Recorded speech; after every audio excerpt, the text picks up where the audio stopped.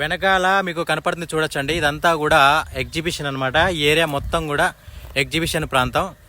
అంటే ఇప్పుడు మామూలుగా జనరల్గా మనం ఎగ్జిబిషన్ చూస్తూ ఉంటాము, రకరకాల మిషన్స్ కానీ ఇవన్నీ కూడా వాళ్ళు తయారు చేసినటువంటి జనాలు యూజ్ చేసుకోవడానికి ఆ పనిముట్లు.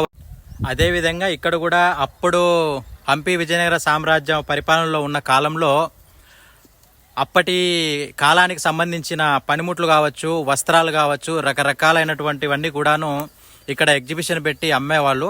వివిధ దేశాల నుంచి, వివిధ రాష్ట్రాల నుంచి వచ్చి ఇక్కడ అవి అనేవి కొనేవాళ్ళు అనమాట. ఇది ఎగ్జిబిషన్.